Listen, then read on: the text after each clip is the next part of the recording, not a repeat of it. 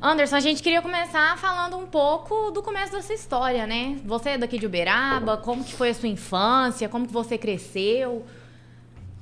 Olha, eu nasci em Sacramento, que é uma cidade aqui perto, Uhum. que eu recomendo quem não conhece conhecer, porque é uma cidade realmente muito É a interessante. terra da minha avó também, Ah, que acredita? legal! Então, é uma cidade muito legal, né?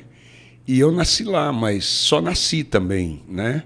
Logo depois, meus pais vieram para cá, para Uberaba, né? E eu fiquei aqui, estudei aqui, né?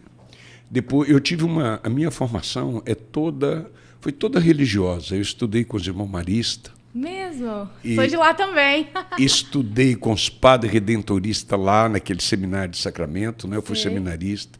Estudei com os irmãos maristas em Mendes, Mendes. Mendes é lindo, né? maravilhoso. Então, estudei fora um pouco e depois eu fiz, né? Vim para Uberaba, comecei a trabalhar cedo, né? O papai era motorista de caminhão, a mamãe costureira, e meu pai morreu muito cedo, eu tinha 11 anos, né? Então, a gente brigou muito, lutamos muito. Coisa Chegou boa. longe.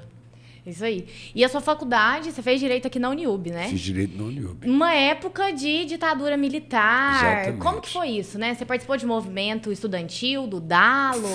Foi o que me trouxe para a política, né? Mesmo. E até eu tenho conversado com essa pessoa, porque ele fazia um amigo meu, um conhecido meu, conhecido, ele era apenas conhecido, e ele era o presidente do diretório acadêmico da Economia, da Faculdade de Economia, né? Uhum. E tinha uma menina que era vice-presidente na chapa, e eu namorava essa menina. Aí eu ia lá para buscá-la, e reunião política demora, né? Nossa Senhora. Atrasa, né? Atrasa. Eu ficava assistindo aquilo e falei, poxa, isso aqui é legal, né? Fui tomando consciência naquilo, e logo depois teve a disputa no Dalo, eu disputei, estava participando de uma chapa, e a pessoa foi muito inábil, sabe? Era um goiano. Eu recordo bem dele porque ele me fez um bem danado, né?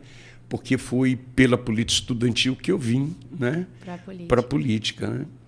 E fazia parte de uma chapa daquelas, eu era lá de um departamento, né? Uhum. E eu fui dar uma opinião e ele foi muito grosso comigo, sabe? E eu fiquei meio chateado com ele, falei assim, eu vou montar uma chapa e ganhar de você para você largar de ser bobo. E saí dali, depois que eu tinha falado, e eu tive que montar a chapa, né? E acabou, porque eu trabalhava em jornal, eu trabalhava com publicidade. Então, naquela época, assim, eu posso dizer que não existia essa palavra Foi uma marketing resposta político. atravessada. Não existia essa palavra marketing político. Mas eu acho que pela vivência minha na área de publicidade, de jornalismo, eu tinha noção, né?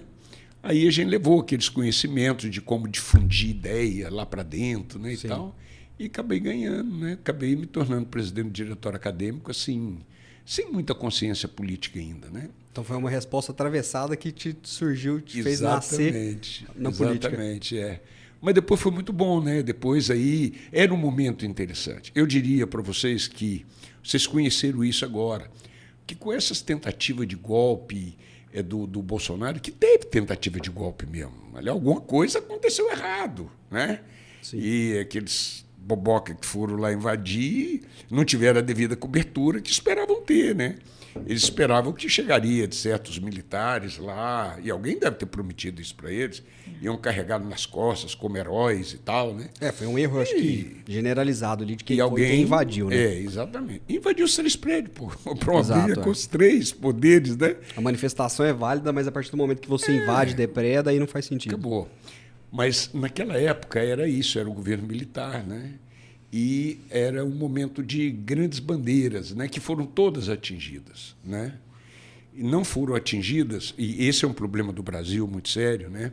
Você vê o sofrimento que foi essa pandemia aí, né? Que nós vivenciamos da Covid.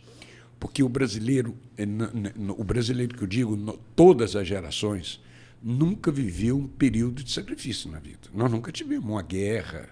Exato. Né? Principalmente a minha geração nunca tinha vivido um grande nem problema as mundial. gerações anteriores, ninguém nunca, né? E todas as grandes bandeiras, nossa, elas nunca se concretizam, né? Você vê a luta pela independência, aí não deu certo, aí vem um português e não, tão liberado, tão libertados de Portugal, né? Então a campanha das diretas, né? Tudo que nós lutamos, a gente foi na pressão, mas depois foi concedido, né? E essa era uma época interessante, né? Nós tínhamos muitos líderes exilados, né? Pessoas caçadas, e era um negócio muito doido, sabe? Mas, assim, né? Eu já peguei uma fase que não era um período de violência. Eu posso dizer que eu entrei na política num período onde o poder militar já estava desgastado, né? E eles viam que tinha que ter alternância de poder, né?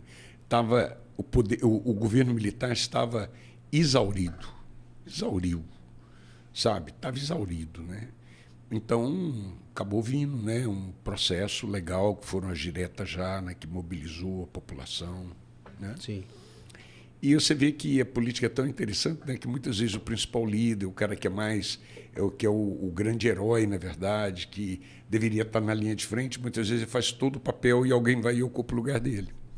Naquela época, o Ulisses Guimarães era a grande figura, né? Exato. Mas o Tancredo era mais jeitoso do que ele, negociava, né? Já tinha sido primeiro-ministro. Exatamente. E você mudar o regime, sem correr sangue, tem que ser na negociação. Você tem que negociar, você tem que fazer concessões, né? Então... Exatamente.